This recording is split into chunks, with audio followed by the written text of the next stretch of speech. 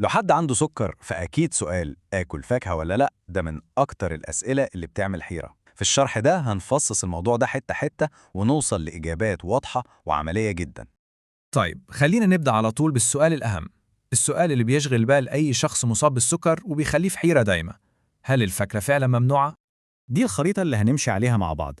هنبدأ بتصحيح أشهر خرافة، وبعدين نفهم القاعدة الذهبية، وواحدة واحدة هنوصل لقواعد بسيطة وعملية نقدر نطبقها كل يوم في حياتنا. في اعتقاد شائع وللأسف منتشر جدا عند كتير من مرضى السكر إنهم لازم يمنعوا نفسهم من الفاكهة تماما، وده طبعا بيخلق إحساس صعب قوي بالحرمان من واحدة من أبسط متع الطبيعة. لكن الحقيقة واللي لازم كلنا نعرفها إن الفكرة دي مش صحيحة أبداً. بالعكس تماماً، في فواكه كتير جداً بننصح بيها، لدرجة إن جمعية السكر الأمريكية نفسها بتأكد إن كل أنواع الفاكهة ممكن وبكل أمان تكون جزء من نظام غذائي صحي. طيب جميل. ازاي بقى نعرف نختار صح؟ السر كله في أداة بسيطة جدا هتساعدنا، وهي حاجة اسمها المؤشر الجلايسيمي. يلا بينا نفهمه سوا. ببساطة شديدة المؤشر ده عامل زي عداد السرعة بتاع العربية بس للسكر. يعني إيه؟ يعني في أكلات بترفع السكر في الدم ببطء وبهدوء، وفي أكلات تانية بتعمل ارتفاع سريع ومفاجئ زي ما تكون دوست بنزين فجأة. يبقى الهدف الأساسي بتاعنا هو إننا نركز على الأكل اللي مؤشره الجلايسيمي منخفض. الأكل ده غالبا بيكون غني بالألياف، وده اللي بيساعد على استقرار سكر الدم بشكل كبير جدا. يعني من الآخر بنختار اللي بيرفع السكر على الهادي. تمام. ننتقل بقى لأفضل الاختيارات اللي بنسميها الفئة الخضراء. دي الفواكه اللي ممكن، ومش بس ممكن، لأ ده يفضل إننا ناكلها بانتظام وبكل ثقة. أول بطل معانا في القائمة دي هو التفاح. التفاح ممتاز ليه؟ لأن الألياف الكتير اللي فيه بتساعد على الإحساس بالشبع وكمان بتنظم امتصاص السكر في الجسم. طيب الكمية قد إيه؟ الكمية المناسبة في المرة الواحدة هي تفاحة واحدة متوسطة الحجم. دي بتدينا كل الفوائد من غير ما تسبب أي مشكلة خالص. ونيجي بقى للمفاجأة الكبيرة، العنب.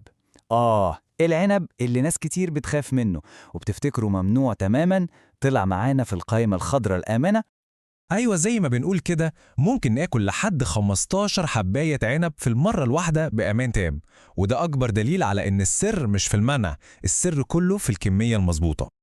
الموز كمان اختيار هايل، مليان فيتامينات مفيدة وبوتاسيوم، يعني فوائده كتيرة جداً. بس هنا لازم ناخد بالنا من حاجة مهمة جدا، الحجم. الكمية المثالية هي موزة واحدة صغيرة اللي بنقول عليها الموز البلدي، أو نص موزة بس من الحجم الكبير، ده عشان نتحكم في كمية السكر.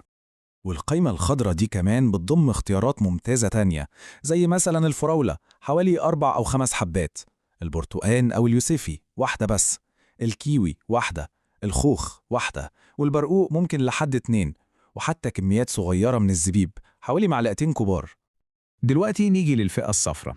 دي فواكه عادي جدا ناكلها بس بكمياتها أقل شوية. الكلمة السحرية هنا هي الاعتدال.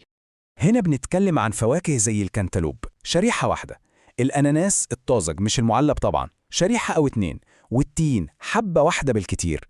الفكرة كلها إننا ناخد كمية صغيرة كده تدوقنا طعمها وتشبع رغبتنا من غير ما تعمل أي ارتفاع مفاجئ في السكر. وده بينقلنا للفئة الأخيرة، الفئة الحمراء، ودي الفواكه اللي مؤشرها الجلايسيميا عالي واللي محتاجة مننا حرص أكبر في التعامل معاها. هنا بنقول تذوق بحذر. مع فواكه لذيذة قوي زي المانجا والبلح، الهدف أبداً مش الحرمان، الفكرة كلها في كمية صغيرة ومحسوبة. يعني مثلاً شريحة أو شريحتين صغيرين من المانجا، أو من بلحتين ل3 بالكتير، دي هي الطريقة الآمنة عشان نستمتع بيهم.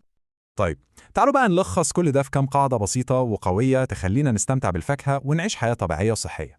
المعرفة هي القوة. القاعدة الأولى والأساسية ويمكن أهم قاعدة فيهم كلهم، دايما نختار الفاكهة الكاملة ناكلها بدل ما نشربها عصير. ليه؟ ببساطة عشان نستفيد من الألياف. الألياف دي هي بطل القصة، هي اللي بتساعدنا نتحكم في سكر الدم. تمام، يبقى ال4 قواعد الذهبية دي لازم تكون قدامنا دايما. أولاً اختار الطازج دايما. ثانياً انتبه للكمية، الاعتدال هو كل حاجة. ثالثاً كل الفاكهة وما تشربهاش عصير كل ما تقدر. ورابعاً خليها سناك ذكي بين الوجبات. لو مشينا على دول الفاكهة ترجع تاني تكون جزء ممتع وآمن من يومنا. الخلاصة إذن، واللي عايز أكد عليه، إن التعامل مع السكر مش معناه حرمان من الحاجات اللي بنحبها، لكنه ببساطة إننا نستخدم المعرفة اللي عندنا عشان نختار صح ونعيش حياة طبيعية ومرضية. فالتحول في طريقة التفكير ده من الحرمان للمنطق ومن المنع للاختيار عن معرفة. هو ده مفتاح الحياة الصحية والممتعة.